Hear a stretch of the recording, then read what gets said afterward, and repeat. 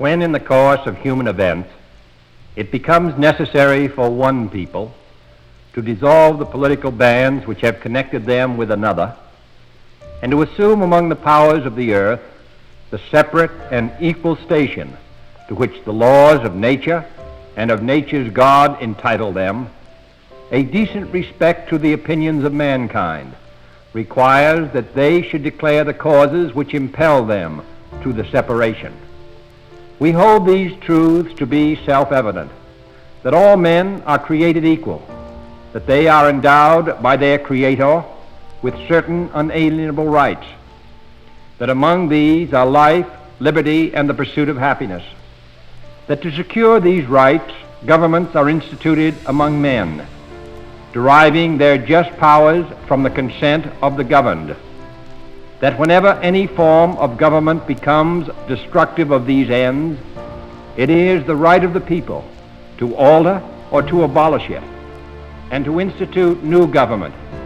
laying its foundation on such principles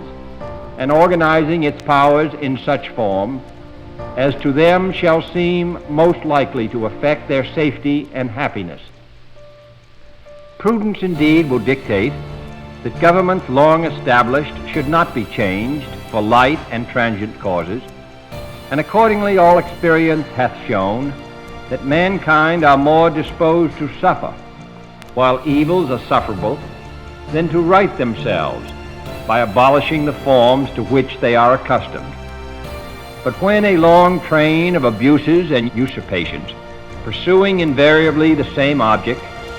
evinces a design to reduce them under absolute despotism, it is their right, it is their duty, to throw off such government and to provide new gods for their future security. Such has been the patient sufferance of these colonies, and such is now the necessity which constrains them to alter their former systems of government. The history of the present King of Great Britain is a history of repeated injuries and usurpations, all having indirect object the establishment of an absolute tyranny over these states. To prove this, let facts be submitted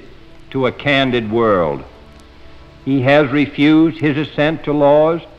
the most wholesome and necessary for the public good. He has forbidden his governors to pass laws of immediate and pressing importance, unless suspended in their operation till his assent should be obtained. And when so suspended, he has utterly neglected to attend to them. He has refused to pass other laws for the accommodation of large districts of people, unless those people would relinquish their right of representation in the legislature, a right inestimable to them and formidable to tyrants only. He has called together legislative bodies at places unusual, uncomfortable, and distant from the depository of their public records, for the sole purpose of fatiguing them into compliance with his measures. He has dissolved representative houses repeatedly for opposing with manly firmness his invasions on the rights of the people. He has refused for a long time, after such dissolutions, to cause others to be elected, whereby the legislative power, incapable of annihilation, have returned to the people at large for their exercise, the state remaining in the meantime exposed to all the dangers of invasion from without and convulsions within. He has endeavored to prevent the population of these states, for that purpose obstructing the laws for naturalization of foreigners, refusing to pass others to encourage their migrations hither, and raising the conditions of new appropriations of lands. He has obstructed the administration of justice by refusing his assent to laws for establishing judiciary powers. He has made judges dependent on his will alone for the tenure of their offices and the amounts and payment of their salaries.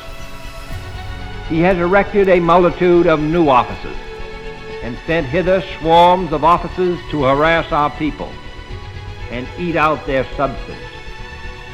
He has kept among us, in times of peace, standing armies without the consent of our legislatures. He has effected to render the military independent of and superior to the civil power. He has combined with others to subject us to a jurisdiction foreign to our Constitution and unacknowledged by our laws, giving his assent to their acts of pretended legislation for quartering large bodies of armed troops among us, for protecting them by a mock trial from punishment for any murders which they should commit on the inhabitants of these states, for cutting off our trade with all parts of the world, for imposing taxes on us without our consent, for depriving us in many cases of the benefits of trial by jury, for transporting us beyond seas to be tried for pretended offenses, for abolishing the free system of English laws in a neighboring province, establishing therein an arbitrary government, and enlarging its boundaries so as to render it at once an example and fit instrument for introducing the same absolute rule into these colonies, for taking away our charters, abolishing our most valuable laws, and altering fundamentally the forms of our government, for suspending our own legislatures and declaring themselves invested with power to legislate for us in all cases whatsoever. He has abdicated government here by declaring us out of his protection and waging war against us. He has plundered our seas, ravaged our coasts, burned our towns, and destroyed the lives of our people. He is at this time transporting large armies of foreign mercenaries to complete the work of death, desolation, and tyranny, already begun with circumstances of cruelty and perfidy, scarcely paralleled in the most barbarous ages, and totally unworthy the head of a civilized nation. He has constrained our fellow citizens, taken captive on the high seas, to bear arms against their country, to become the executioners of their friends and brethren, or to fall themselves by their hands. He has excited domestic insurrections among us, and has endeavored to bring on the inhabitants of our frontiers the merciless Indian savages, whose known rule of warfare is an indistinguished destruction of all ages, sexes, and conditions. In every stage of these oppressions, we have petitioned for redress in the most humble terms. Our repeated petitions have been answered only by repeated injury. A prince whose character is thus marked by every act which may define a tyrant is unfit to be the ruler of a free people. Nor have we been wanting in attentions to our British brethren. We have warned them from time to time of attempts by their legislature to extend an unwarrantable jurisdiction over us. We have reminded them of the circumstances of our immigration and settlement here. We have appealed to their native justice and magnanimity, and we have conjured them by the ties of our common kindred to disavow these usurpations, which would inevitably interrupt our connections and correspondence.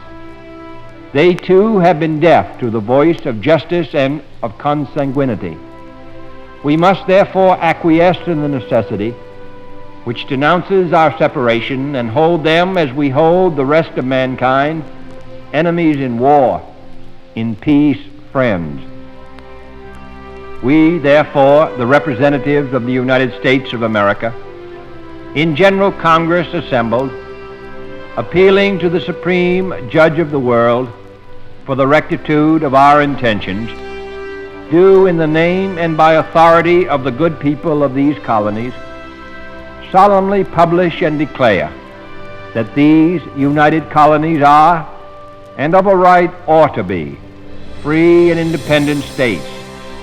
that they are absolved from all allegiance to the British Crown, and that all political connection between them and the state of Great Britain is and ought to be totally dissolved, and that as free and independent states, they have full power to levy war, conclude peace, contract alliances, establish commerce, and to do all other acts and things which independent states may of right do.